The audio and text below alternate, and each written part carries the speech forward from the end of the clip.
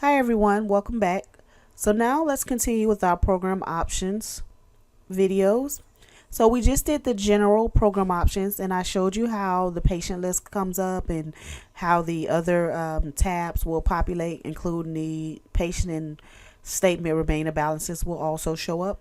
So now let's go into our data entry tab. So in data entry tab, you have five different sections. One is global, patient, transactions, EDI, and work administrator. So in the global tab, it allows you to choose whether you want to press enter to go between the fields or tab, or you just have to actually physically click on the field. So by checking that box, you can do enter or tab and it'll move you between the next fields. For example, if you were filling out a new patient information in the system. Also, the following box says use zip code to enter city and state. It's much easier just to put in the patient's zip code and have the city and state populate than to actually physically type that in. However, you need to make sure that once it populates the city and state, that you verify that is the correct one.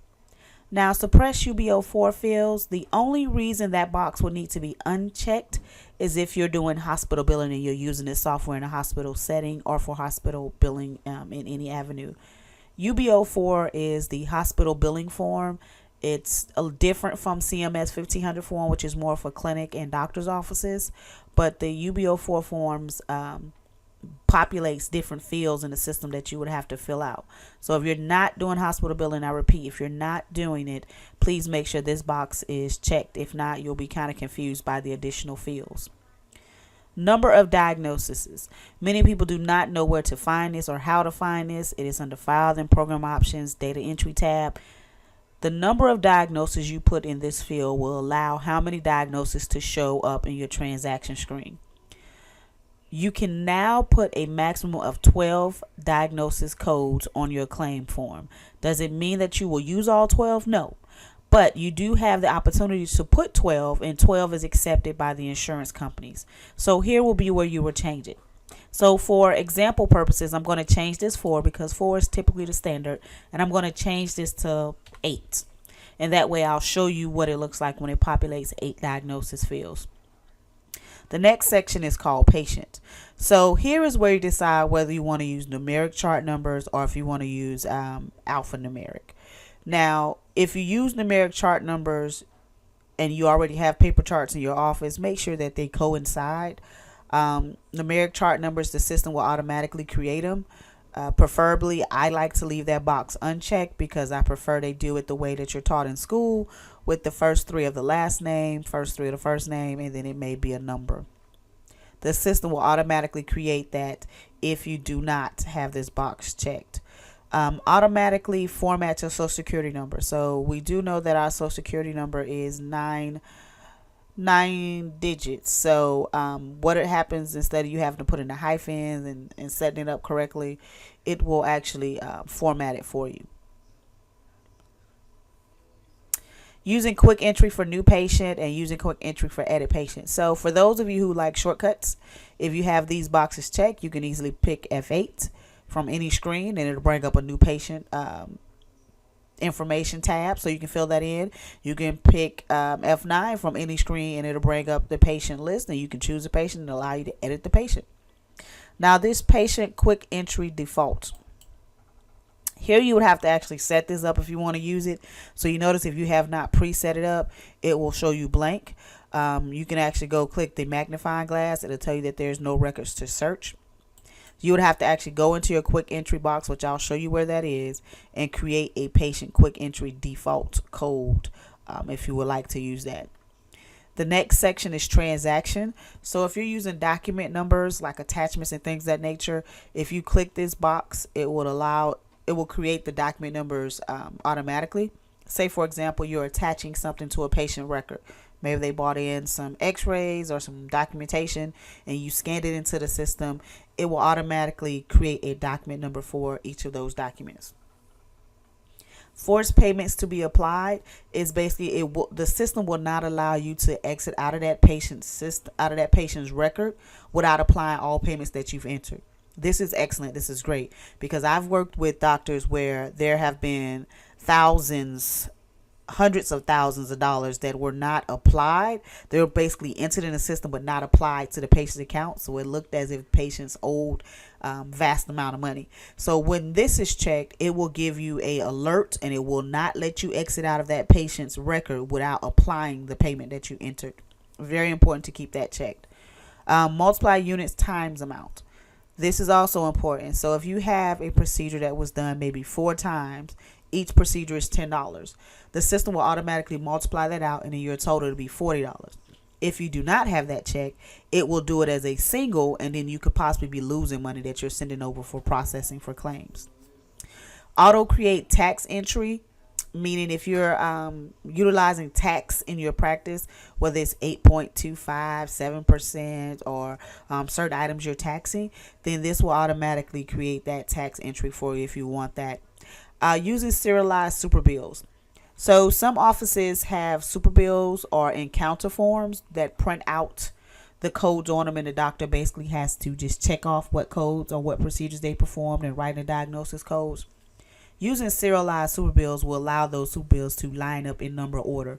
So it may be number 1, number 2, number 3, number 4. So if you have 10 patients, it should be 1 through 10. The next day, if you have another 10 patients, the next number should be 10 through 20. So it'll keep them in numeric order and attach it to their patient record. So if you lose it, it's you can reprint super bill number 5. So if that is something that you will use super bills in your office, then check that box. A lot of offices do not use super bills at all. They pretty much do the handwritten progress note, and then the biller actually codes from that. Suppress copay messages. So this is used if to remind you that the patient has a copay that's due, or that the patient may have a copay that's delinquent. If you click that box, it won't remind you of that. So leaving that box open, which I suggest you do, will remind you that the patient does have a copay or is owed the actual clinic a copay amount. Case default is basically whenever you go into the transaction screen, you want the newest case to be first, not the oldest case. People make mistakes by choosing oldest case sometimes, and what happens is you end up putting new charges on the old case, and that once it gets over to the insurance company, it gets denied, and people are not understanding why. So if you default it to the newest case, you'll be put all the new information on a new case transaction. Default place of service. If your place of service code is 11, which means office, if you're typically most of your work is done at the office, I will put that in. If you're doing most like at a patient's home or in the hospital, you can also change the code there. Just remember that if the doctor does rotate, you may have to manually go into the transaction screen and change it per charge if you have this marked. The Edi section is dealing with your electronic data intertransition, meaning this relates to anything that deals with your electronic claims. So in your system, mark 0 payments complete. That is totally up to you. I suggest you do mark that box, so anybody who does not owe anything, they're actually complete. You don't have to actually they won't show up on your aging reports or anything because they don't owe anything. They're 0, they're done. Separate remittance files. Remittance files are when you get the ERAs or the EOBs explaining what the insurance has paid. If you have your system electronically set up, it will come in your system and then you can apply them. When you do separate remittance file, it'll actually separate it out per patient. Automatically calculate blank PIN qualifiers. So if your doctor also uses a PIN number, it will automatically put in the digits that's needed for that. And then your date of deposit dates. This varies per clinic. Some people prefer for the today's date to default. Others prefer for the remittance date to show. Or in my preference, I would rather just do prompt for date so I can put in the date, because it could be something from a week ago that maybe a remittance was just sent to me and I don't want to accidentally put it on today's date, so I'd rather it just ask me. Lastly, work administrator. Work administrator are when the supervisor or manager of the office can actually set tasks for each individual person in your office, each individual employee. So if you have a biller, but you're the manager, you can set for that biller maybe to go back and review the agent report. But this is saying this gives the work administrator the ability to edit the task when created. So since we've changed some of the things, let me show you what it looks like with the global, which is being able to move between fields, especially the diagnosis codes, and it kind of show you some items in the transaction screen, what it will look like. So I'm going to save this, and I'm going to go to my transactions. Now again, you can click this money sign, or you can go to activities, enter transactions. So when I enter here, I'm going to make it bigger. If you noticed, one of the things that we changed before I even pull up a patient, there are 8 available spaces for diagnosis codes. Typically there are 4 as a default, but being that I changed it to 8 show up. And then also you have 8 qualifiers. You know what, if you're not familiar what this means, I'll make it brief, but each of these will check, basically saying that that diagnosis code applies to what procedure code. So you should know what that means. Let me pull up a patient as an example. So in this case, this patient only has 2 diagnosis codes, and I know they're showing the ICD-9 codes. We'll get to that, how to change them, but basically these 2 diagnosis codes apply to this procedure code. You look at it line by line. These 2 diagnosis codes apply to the second procedure line. That's why both boxes are checked. Now, is it possible to have one of these unchecked? Yes, because maybe both of the procedures, maybe the procedure does not apply to both diagnoses. For example, a patient may come in with back pain and an ear infection. Okay, they may drain his ear. So there will be a procedure code for the drainage of the ear, but it'll only apply for the ear diagnosis, not to the back. So there are incidents. If you also look at the copay box, it actually, this one is checked, meaning that the patient actually has a copay for that procedure on that date. If the box was not checked, the patient did not have a copay. The place of service code 11, as you see, it's automatically there, because remember we said default. So if I do new and then I actually enter in a code, and I'm actually tabbing and entering through, and it's allowing me to do it because we set that in the beginning.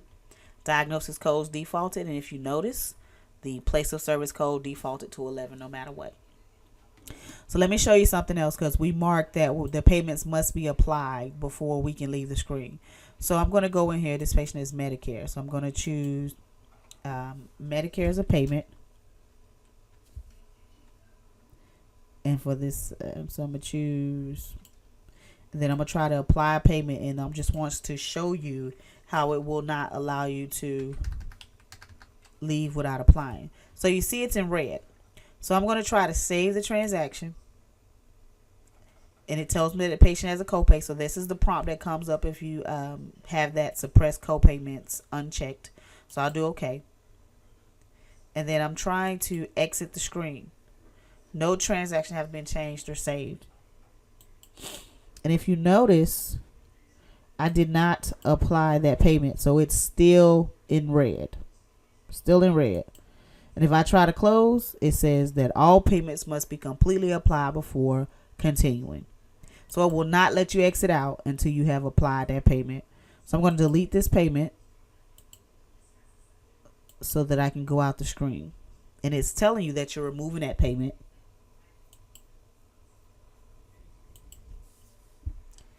So now I can save it, and it puts the money back up there, and everything's okay.